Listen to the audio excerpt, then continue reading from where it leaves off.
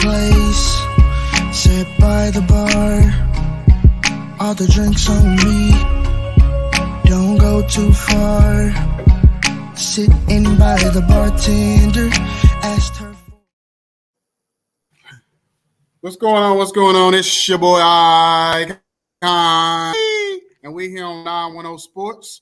And once again, I want to thank God for this opportunity to be able to come on here this morning to be able to have this great platform to be with my brothers, to be able to have great guests on. First and foremost, I just want to, I just want to thank God for this moment. And then I'm gonna go from my right to my left and going down. I got my brother to my right of me. You know what I'm saying? Mr. Georgia, everything. I'm talking about Georgia Bulldogs, Georgia Tech, Georgia, whatever, Magic City, Georgia, just everything. Hey, hold on. Don't do that. Everything. My bad. What's going on, y'all? What's going on, man? My bad. Whatever. You know you can't be Georgia, can't be about the strip clubs and the wings. That's just that what is it true. is. That is true. But I got my man Steve-O in the building. What's going on, Doc? That much, man. Good morning. You know, I already know. Want to give thanks to God for giving us another opportunity, man, to do this again. Man, I appreciate y'all. You know, Jacob, what's up, my boy? What's going on, King Jacob? Man, ain't nothing, man. Like I said, another day to get it right, man. Every day we giving up with a chance and a choice. Yeah, I got my brother down there. What I'm saying? Like that's Mr. Sportsman down there, Mr. Make it do what it do, make it happen, man. He make a lot of this happen for us, man, on here, man. So I want to give him his flowers. You know what I'm saying? Yes, so definitely, I appreciate you know what I'm saying, Mr. Personality himself, Jacob, the great. So I want to go this young man to the I just want to say, man, we here and we have a star-studded episode with a very, very special guest. You know, is Mr. Andrew Cohan. You know, he's coached football most of his life, Division I, Division II, for 22 years.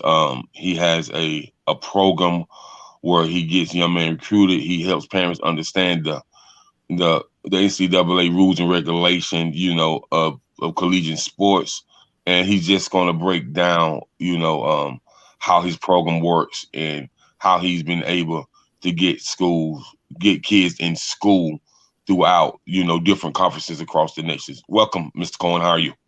I'm doing great. Thanks a lot for having me, guys. This is going to be really exciting, and it's all about helping the youth of America and giving them great opportunities. Right. If you can go ahead and give us a briefing of a backstory on you and who you are, along with the program that you got started. Okay. Well, I live in Pennsylvania, Westchester, Pennsylvania.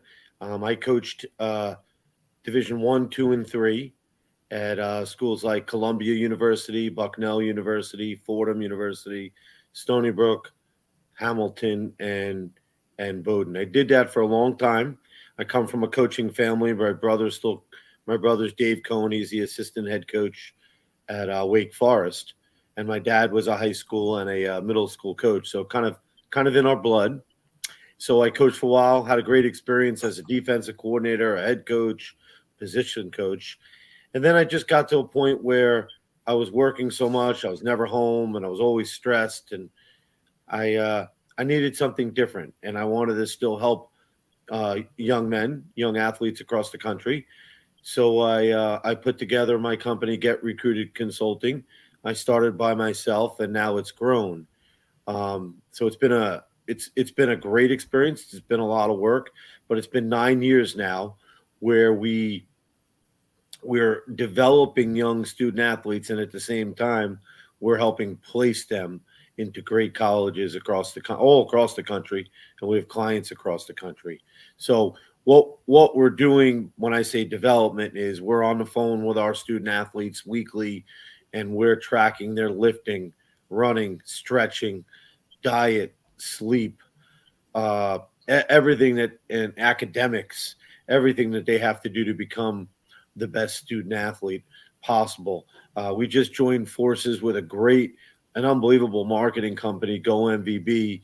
So they do a lot of the social media for our student athletes, and they're blasting it out. We do it as well, but they do a better job, to be honest with you. And they're also teaching the kids how to get more followers and just how do they get seen more. And then the big part of the recipe is really my connections and my staff's connections with colleges all across the country. So it's it's really changed. You have to now be willing to call the college coaches, have their cells, and text them, message them on Twitter. It's hard. You got to be willing to track them down.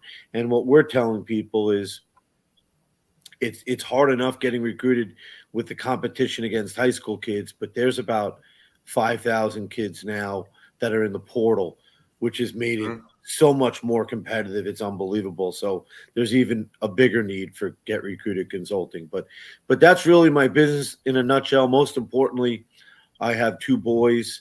My sons are Seth Cohen. He's a sophomore at college, and I have a 16-year-old that's a sophomore in high school, and that's Kyle Cohen. We live in Pennsylvania, and that's who I am, really. My kids and my job. So Okay, so Coach, how, like, when you first wanted to build your organization, man, what was your mindset, and how did you go about building an organization to really get it up and running, and how long did it take you to get it up and running? it's a great question. So I was in a situation where I was a head coach. I stepped down, and I said, "Hey, this is something I've thought about. I want to help kids. How do I do this?" And I said, "Let's try this out. It's the first year. Maybe I'll get 15 clients and build on from there."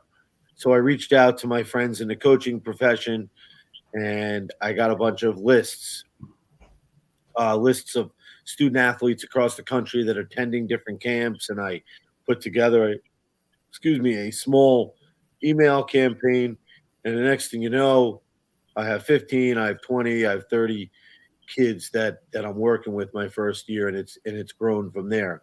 I started out all by myself, and then I got to the computer world and everything else where I had someone build me a website, and just I've learned a lot along the way, and it just continues to grow. I have a belief that the way to do this right is to have personal relationships with the student athletes. So I no one on our staff will ever have more than 30 to 40 players that they're going to be working with, and that way they can give them the direct attention that they need. So how many people do you have on your staff, as of to this day? There's myself and there's five other guys on Hmm. my direct staff, and then we also work with GoMVB, who, like I said, it's a marketing company, which kind of a no-brainer with what's going on today. I've learned so much from those guys of how to market the players, how to get them to be seen. But besides the five guys, we have other guys that do, like we have guys on my staff that I don't even list on my website, but they are just in charge of calling colleges directly. So I'd like to tell you I know everyone in the country, but that would be a lie. I know a lot of college coaches, but there's some areas of the country where I have to get a guy that I know has the contacts so he can get the direct answers for our student athletes. Okay. Icon, I'm gonna ask one more thing, and then I'm gonna turn it over to you, Icon.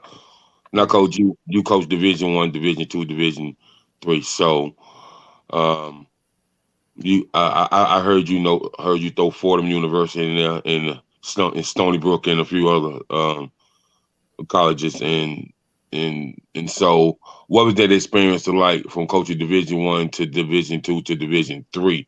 Is coaching, or is it a different experience when it comes to the football programs that's already in place and trying to restructure and rebuild the football programs?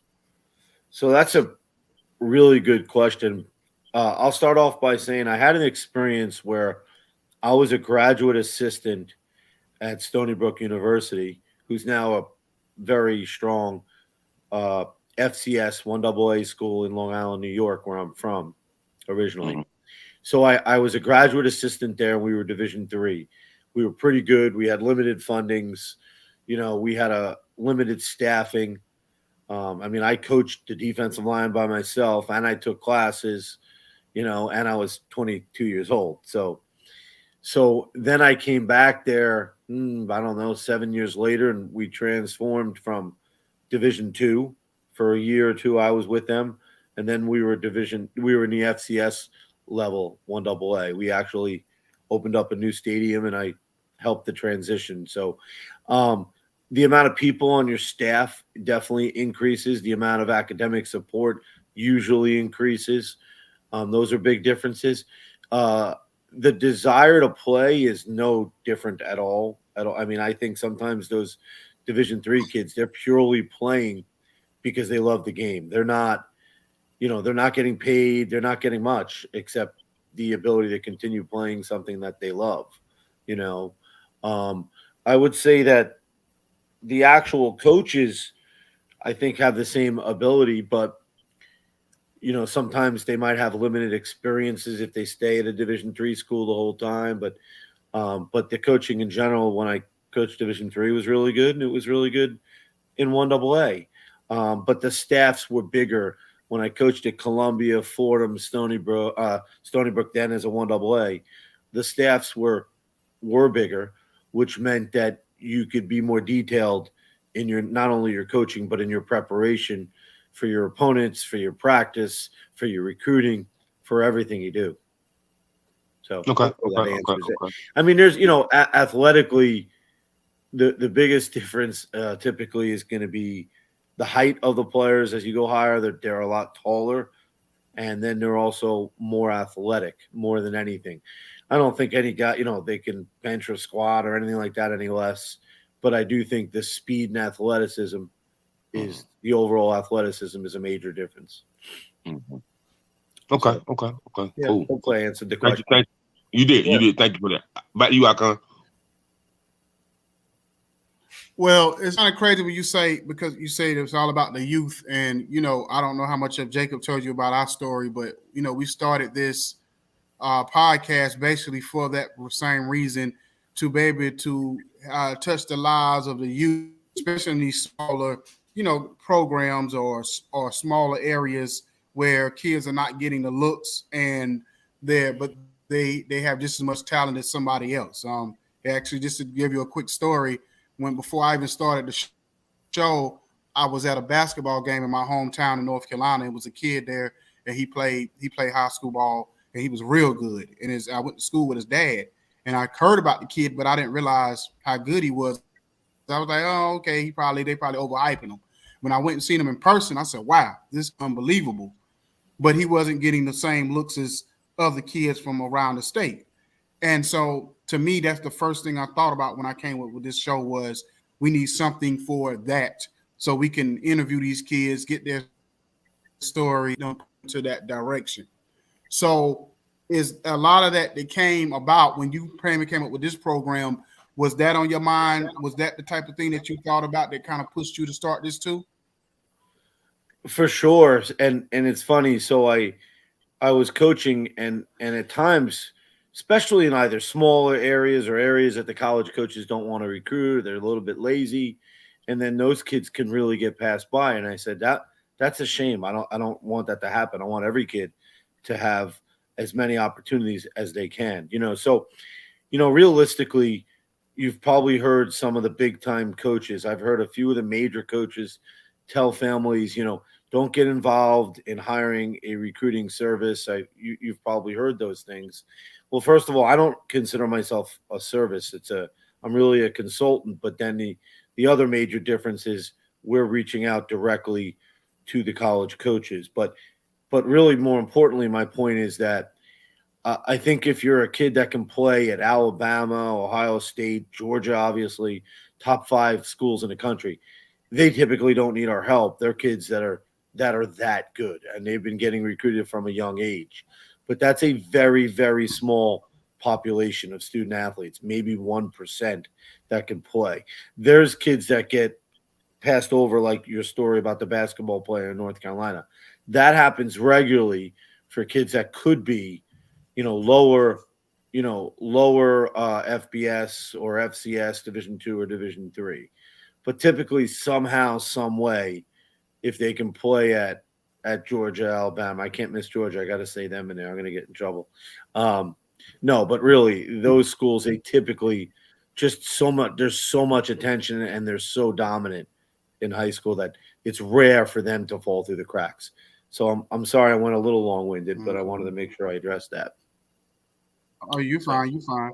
So yourself, how often do you travel yourself as far as across the country? Because especially being the fact that you probably have to go to a lot of small areas, small towns. You got to find out, you go to the Christian crevices of America to find these kids.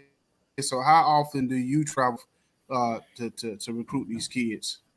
I've started to travel more and going to different events and different showcases or camps, whatever you want to call them, where I meet with families. A lot of times I'll go to an event and offer the ability to have a free recruiting consultation and film evaluation. So I'm picking it up, but I probably take 4 or 5 big trips a year, but I'm expanding that role, so it's definitely increasing. You have to have the ability to have an in where someone understands my value and is willing to let me speak with their student athletes at a function, But a lot of times kids, like from a small area, they're not getting guidance and they're not attending the camps, showcases, or whatever that are correct for their playing ability. Families can really spend a lot of money going to camps and showcases and it could be a waste. Not that the camp's not good, but there's only college coaches there that are Division I, and they're not a Division I player, and they end up spending a lot of money because they get some emails that invite them. So my advice to everyone is to make sure before you attend any of these camps that the schools that are there actually have legitimate interest in you, and you're not one of 20,000 kids getting a mass email. So, and that's hard because a lot of families. Sorry.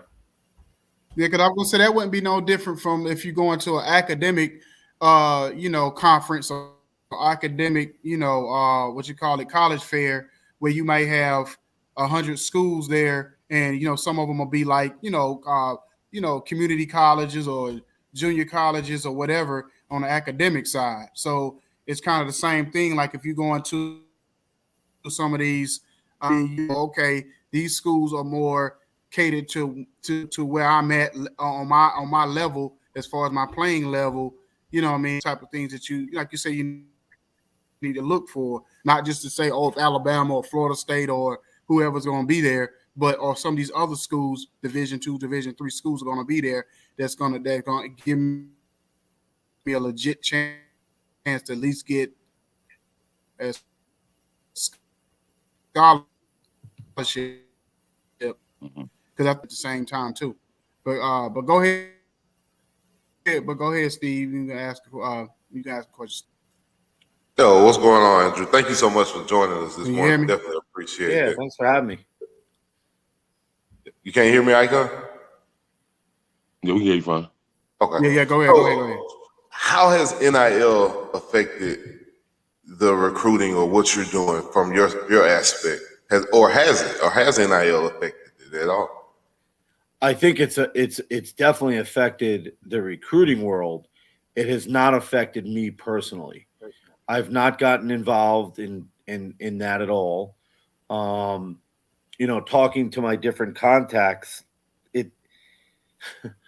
recruiting's a whole different deal now. If you go, business. People, you're 100% right. People have said in the past it's a business, but now there's no questions asked. It's a business. So if you're looking at two colleges that are equivalent to one another, they're pretty similar and you like them both, and then one gives you $50,000 a year and the other doesn't give you money, where you typically, where's that kid gonna go? You know what I mean? Typically. And then that might even be a small number. I mean, there's kids getting $200,000 plus a year, and it's hard. I mean, you're talking about an 18-year-old or 17-year-old and the family who might not have money, and they're being told, we're going to pay for your school and we're going to give you this much money. That could be a very hard thing to turn down, and not every school has that funding right now. So it's definitely different. It's definitely a different world. You know what I mean? Yep.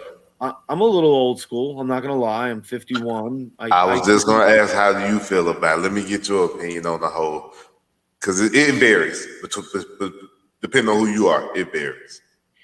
I'm not completely against it. I'm definitely. I mean, opportunities for kids are great, so I'm not against it. Well, let me repeat that. I shouldn't have said completely. I'm not against it. I just find that is there any way we can have some rules to regulate? Because right now the rich are getting richer, and then the average is not. They're going down. They're not able to compete. You know what I mean? So, and we can have a show on that. We could definitely have a show on the portal. I know a lot more about the portal because the transfer portal. Sorry, because I'm directly with it all the time. Like kids that used to be FCS are going Division II a lot of times now, especially at quarterback. Quarterback's probably the most. Yeah, I was going to say that we interviewed a quarterback, Tony Green. He's a quarterback here in the Metro Atlanta area. It goes to Griffin High School. They put out a couple NFL guys. Bobby Rainey recently was the most recent guy in the NFL there. Actually, D. Alford, who plays for the Atlanta Falcons, is from Griffin, Georgia as well. So they got some NFL guys, but he's having such a hard time getting offers and looks. He's at the 7-on-7 camps. He's at the quarterback passing camps. He, to me, has the opportunity this year as a senior to kind of put himself on the map a little bit more. But he said so hard with the portal now. With the transfer portal, you're not getting as many looks. You're not getting as many colleges coming to the camps because of the portal. They're more interested in the portal than you would be a high school kid trying to develop them, fresh out of high school. How has that affected you, or how have you seen the portal pretty much affect high school recruiting? It's not even close. It's much more competitive. So I said earlier, I think there's around 5,000 kids in the portal. And that's a whole nother issue too, is there's kids in the portal that shouldn't be in the portal, and then they end up going nowhere. So that's a problem. So they need to be guided with that. But your direct question, I just see at all positions, it's more competitive. So if there are schools out there that half their classes is portal. You've probably seen that. Florida State transfers. Yeah. So just look at the numbers, they're being cut. So it's that much more competitive. And if you can't get in front of the college and the coaches that are there, sooner rather than later, you're in trouble. So your quarterback, I think you said, is a 2024, correct? Yes, sir. That's correct. Junior. Yep. So he has to get in front of the right camps this spring and summer. So the hard part is you're a normal kid. You can't go to every camp because, one, your high school team needs you. Two, the resources financially, it could be very difficult. You're not just paying for the camp, you're paying for travel, maybe a hotel, food, gas, everything, right? And then you don't want to wear your body out. So he needs to make sure before he goes to the camps who at least has some real legitimate interest. And then, because at the scholarship level, very few quarterbacks are getting offered if they haven't been seen by the coaching staff in person. They want to see their leadership, their poise, their intelligence, but also just they want to see their mechanics live. But my suggestion for him is find out who really likes him, what is his real level of play, and then going to, camps are great, and some are for, sharpening your tools, and that's awesome. But for recruiting, the college coaches have to be at the camp there for him to get recruited, in my professional opinion. Some camps they're selling, we'll send the film out and all that, and it can't hurt for sure. But to get an offer, that quarterback coach is going to want to see you in person. Gotcha. Right. And Coach, I want to say this. I've had a lot of experience with the Huddle and Max Prep. Those two sites, because I'm a national JUCO college recruiter, and so I've had a lot of experience with Max Preps, the Huddle, and Twitter. As far as kids reaching out, as far as their parents reaching out, as far as their parents want my email to send footage of their ninth grade year, 10th grade year, 11th grade year, and the up and coming camps that they'll be going to, and telling me a little bit about the camp. So the camps are right, but there's a lot of kids that have a lot of footage on Huddle and Max Preps. Do you ever go on there and use any of those type of sites? Yeah, I use Huddle every day. So I'd say 95% of kids, you can just, you Google their name, their state, and then say huddle, and they come up. You know that. So Yeah, right. it's and it's great. And this is going to sound interesting. I mean, I went through, like CDs were sent to me before that, VHS tapes. Where you had to wait Mhm. for them, and now you hear Back about when a the kid who's Cowboys was winning. what's that? I said that was back when the Cowboys was winning. And the Falcons ain't never won, so you're right. So, but there's good and there's bad. The good is there's so much access to kids now. The bad is now the college coach is just getting overwhelmed. You know Hmm. what I mean? So he's getting he's going to check on as many kids as he can, but if he doesn't have a connection with that kid, he might not look at it. Sometimes it's really frustrating, but that's why for me, like, I don't send a kid's film to a college coach unless I think he can legitimately play for them. So a lot of people are just sending film out en masse, and then they don't get watched. I like to think I know what I'm doing. I know what level kids can play at. So when I send it to them, they typically open it because they say, "Hey, this Cohen guy, he gives us good kids." You know what I mean? And that's just the way I do it. I'm very upfront with the families right from the start what level of play is accurate. And I do Hmm. promote, like, at times I'll do free film evaluations, and I think it's vital that they don't want to hear it usually, but what level they realistically are, because you could waste so much time, money, and effort, Hmm. looking at the wrong schools, traveling to the wrong schools, and then I'm not going to go to Division 2 camps, and I'm going to go to Division 1, and that's fine. But now you might have lost an opportunity at that Division 2 school when you're never really going to get that Division 1 opportunity. And that's a general statement, but I see that happening a lot. Right, right. Okay, okay. And so, coach, from your perspective, getting parents to understand the NCAA rules and regulation, giving them understand that the collegiate is a different level, and giving getting them to understand that, cause I hear a lot of kids that have become adults now. Man, I had some opportunities where I listened to my mom. She wanted me to stay close by home, but I feel like if I had took this opportunity at this school, then I I may even went a little further on the professional level. So, how do you get parents really to understand the whole synopsis of having a collegiate academic athlete? Yeah, I think so. What I do professionally is the first thing we have is a 1 hour plus consultation where I send them forms in advance. I call it a game planning session. Hmm. So we're asking some pretty basic questions to start. Like, do you want to go to a big or a small school? And I say to kids, like, yeah, I just want to know what your top preference is, but you should be open to everything. But then Hmm. from there, do you want a city or a country? And if they say, I want a city, I said, well, is that the only schools you're going to look at? Or is that just what your top choice is?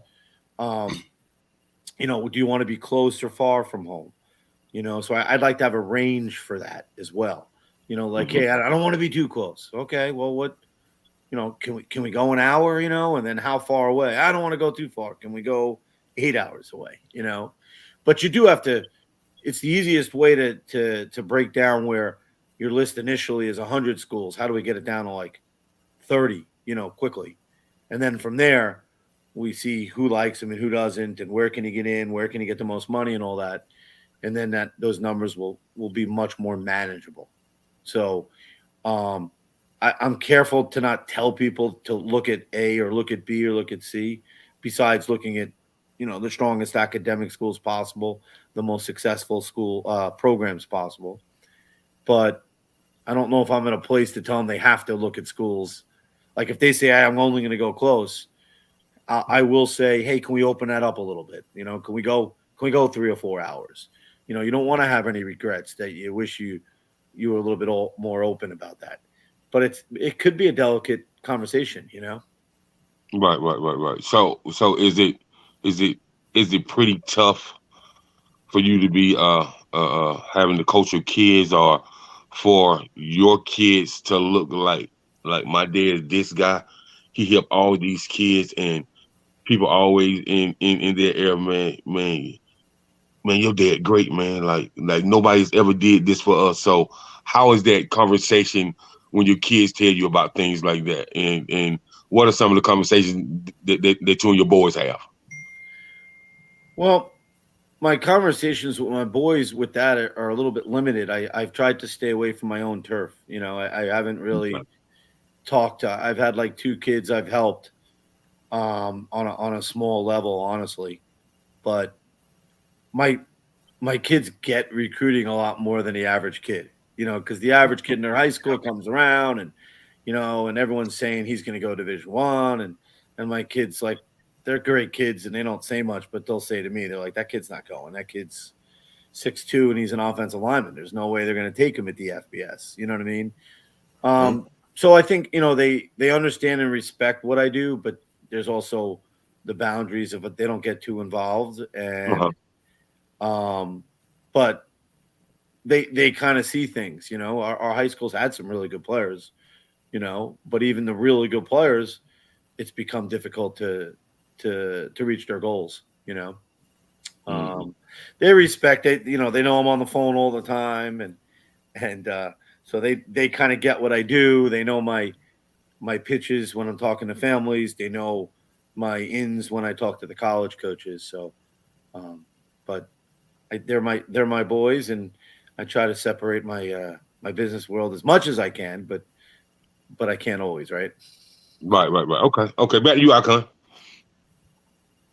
So basically, as far as when it comes to the portal side, how hard is it to sell a kid on or convince a kid that, like, let's just say they was first recruited when they first came out of high school and all the top dogs wanted them, and they get into the portal and well done ran dry and they have to go Division 2, Division 3, or even smaller Division 1 school. How hard is it to convince a kid now that you kind of put yourself in this predicament where you may not be able to go? You might have to play a year over here and then maybe come back to a bigger school or whatever. How hard is it to convince a kid on that? I think it could be very hard. I'm going to be honest with you that I'll start from a high school kid. Now, a question that's now come up that's new is, well, if we don't get where we want to go, can we go to school A with the ability to transfer to another school? And so, basically, can I go in the portal? And I said, well, you can do whatever you want. You know what I mean? And I'm not here to say what you can and cannot do. But Hmm. wherever you go, you have to be all in or you're not going to have success. So whatever your decision is that you want to do, first things first, you have to go in saying, I'm going to school A and I'm going to make it work and I'm going to be part of that family. And if opportunities do come up afterwards, then those are things you can explore. Because I can't tell the kid he can't explore that because then he wouldn't be like a regular kid. You know what I mean? If Yeah. he's a legitimate kid that is playing at a level and he's really successful and he's grown an inch or two, he's gotten a step faster, and now he's a different product. I think we're all unrealistic to think that that kid's not going to look at more opportunities now. But he better go in with the attitude is I'm all in wherever I'm going. Or else if you're halfway in, halfway out, I don't think that kid will be as successful as he needs to be. Okay. Okay, so I got two more questions. I'm gonna give back to you, Steve. One, what we do here, because one thing that me when we first started doing this interviewing stuff, the one thing I noticed was some of these kids, you could tell they was either sheltered or they wasn't used to being able to talk publicly and speak publicly, and it was kind of like all over the place, or it was really like it was like trying to pull nails or whatever. It was just like and it's kind of like, how important do you think something like what we do as far as like interviewing the kids to get them to understand how to talk when they get to these schools, or even when they do their interviewing process, how something like this can be important to them just to understand how to speak publicly. I I think it's awesome. I think it's very, very helpful. As I started getting better as a recruiter, it wasn't just about grades, film, and what he looked like. It was about how he presented himself. Is he confident? if he's not confident, doesn't have self-confidence, I didn't say be arrogant. I said be confident. If he can't look you in the eye and give you a firm shake and hold a conversation, I personally I had and still have concerns. So I'm trying to do the same exact thing you're doing. I've had many clients say, it's great that you helped us, and great that you reached out to the schools and he reached his dreams and all that. But maybe the most important thing you did was you really helped him mature. He had to be on a phone with me, an adult who he doesn't know, who's 51, every 7 to 10 days. And that transitioned him to being more and more comfortable talking to an adult. And they always say, now they go out and they meet a coach and they're like, it's no big deal. I did that with Coach Cohen. You know what I mean? So I think when you say you're doing that, that's awesome. If you're helping these kids have a better presentation of themselves, because if you're on that fence with a kid, that presentation could put them over the fence or fall back, right? And I think it's great that you're doing that. There are recruiters out there that don't pay attention to some of the signs, and that's why you have a lot of kids that don't make it, that look great, and then they get to college and they're not successful. Maybe as a college coach, did they ask the right questions? Did they ask tough questions? Did they look at their presentation? And if they're doing that, they're going to make a lot fewer mistakes, because they're doing their research. So I love what you're doing. That's awesome. Yeah, because the one thing I don't, I ain't gonna say I don't like, but sometimes like if we're interviewing like a kid and their mom is somebody sitting there, and then every time they answer a question, almost it's like their mom has to like be in the background. You can hear the mom in the background, kind of like speaking for them and telling them what to say. And it's like, your mom not gonna be with you in college, and she's not gonna be with you in this interview rooms. So you have to learn how to be able to understand, like you say, have that confidence to understand what to say, because we do ask kind of like, we don't ask cookie cutter questions, as you can see, now we don't ask cookie cutter questions. We just don't, you know what I mean? But we're not trying to expose you, but we're just trying to get information, and we're trying to help you understand, like trying to get an understanding of where you're at in your process. And then I got one last question. Can I just talk about that for a second? Yeah, go ahead. So when I start the process with a family, I have that game planning consultation for an hour and a half. And so you can imagine a lot of families, their mother or father wants to jump in and answer questions or tell him what to say. And a lot of times I do in a very nice way. I'll say, listen, let Johnny talk. I don't think that would be great if you're with a coach. They want to see the kid have his independence and be able to speak for himself. There's a lot of warning bells that go off when you're trying to talk to the kid and the parent is always answering the questions. Now I'm going to tell you this. My son is not a college football player. He played lacrosse. He's not playing anymore. But anyway, he would get recruited, and I'd be on a Zoom call or in a meeting, and I had to take a deep breath and not – you want to chirp in sometimes, but I wouldn't, because I wanted it to be his time. You know what I mean? And he is a well-spoken young man, so that was a positive. So, sorry, I just wanted to give you my 2 cents on that. I do think that you made a great point. It's hard to have that balance. I don't want to answer the questions for my son, but I also don't want to be silent as a parent during the whole conversation. But you will be addressed, and that's when you answer questions. But let your son be him, Mm-hmm. So I got one other question, and I'll get back to you, Steve. So basically when it comes to, I guess you say, do y'all have like an admissions fee, or if y'all have some kind of fee that's involved? Because I know that's the first thing people are going to probably ask. Well, if I get y'all to help recruit my kid, what are you getting out of it? So how does that work if somebody looks y'all up and want to understand what y'all getting out of all of this? Okay, so we have like a different packages. So we have like a bronze, silver, gold, and a platinum. And the difference between them is how much contact I'll have with me, and then how many specific schools realistically that I will be directly reaching out to. And there is some form of communication on all of them, but all the way up to the platinum where it's whenever they want to talk, So if someone really is interested, I like to talk about what we do, and then I go over the pricing. I don't like to give the pricing until they at least understand the things that we're doing. You know what I mean? We try to make, we have a lower package that is still valuable, but it's definitely reasonable, or bronze. But I'm not going to put anything out there that I don't think's legitimately going to help them. You know what I mean? If we said, hey, we're going to email, and that's what we're going to do for you. We're going to email the schools. Well, emailing, if you know coaches, can help. If you don't know coaches, they get deleted. They just get too many.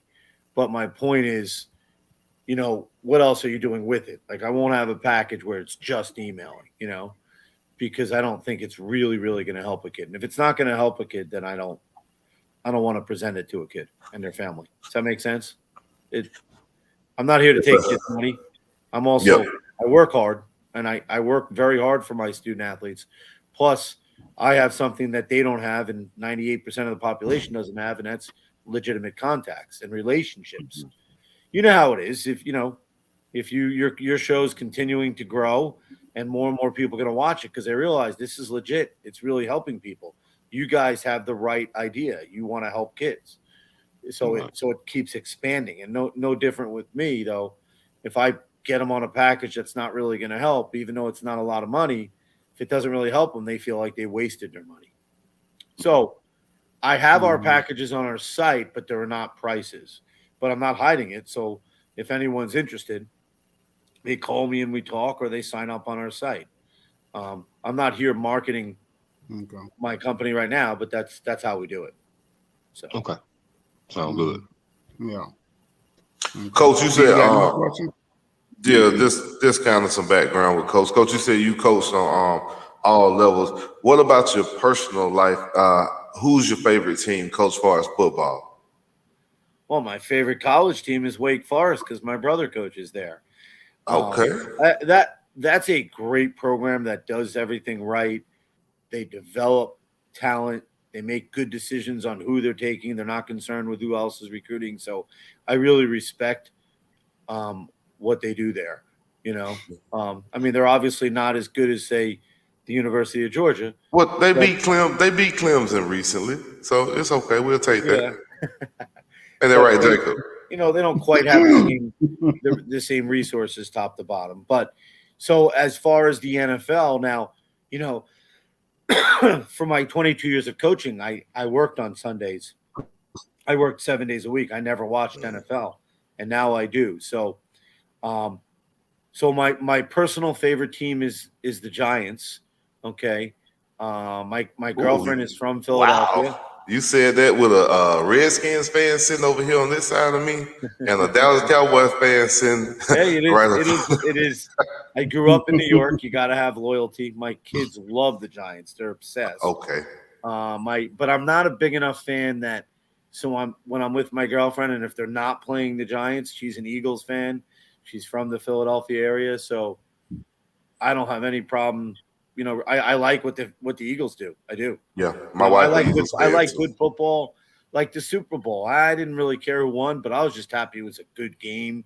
We saw some great plays. You got to give credit to the Chiefs. They did a terrific job. But those would be my top teams. I don't know why, but growing up, I was also a Raiders fan, and that seems to have died off for some reason. Eagles long time coming. They got 2 Super Bowls now. So the first Super Bowl took 52 years. So I can say we're happy. Man, somebody was asking a question. That's my cousin Sharika. We'll definitely get you the site. Get your info.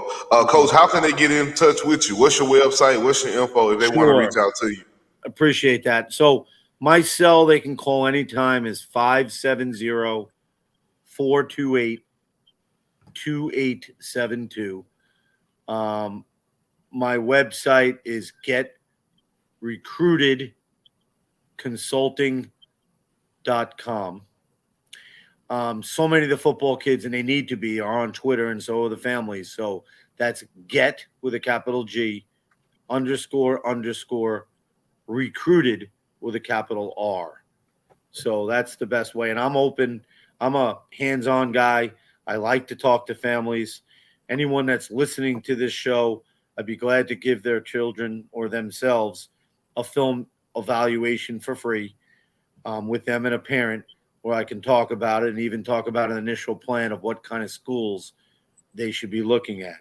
I'm a nice guy, but I'm not going to lie and tell a kid. I think the worst thing any of us can do is lead a kid on and tell them that they can play at a certain level if they can't. So I think that doesn't help a kid. Now, I'm one opinion. I think I'm right a large portion of the time, but I can't say I'm right 100% of the time. Maybe 95%. So, well, you guys seem like you know what you're doing. You've seen a lot of good players. The guys that play at the FBS level, they're different. They stand out. Would you agree, guys? Yeah, Yeah. 1,000%. I go to high school games here in Georgia, in the metro Atlanta area, and I just go to watch a lot of different Georgia recruits. You know what I mean? I want to see them in high school. I want to evaluate what they're doing in high school. So, yeah, you can tell those guys are different when you watch them on the field. Like Caleb Downs last year for Alabama, hands down the greatest defensive back I ever seen in my life with my own 2 eyes. So.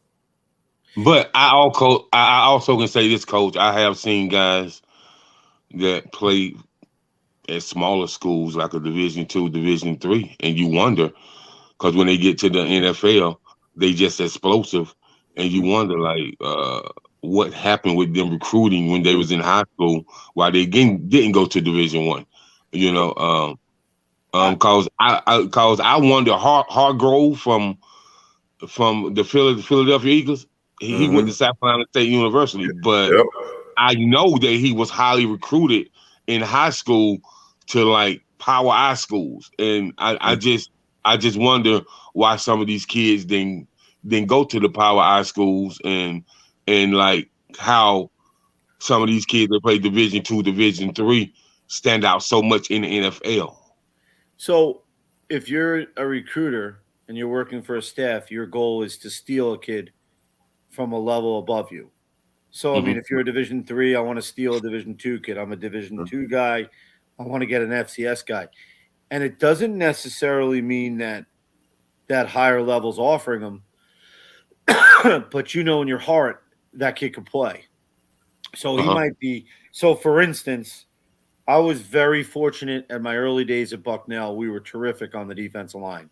It wasn't that I was a great coach. We had great talent.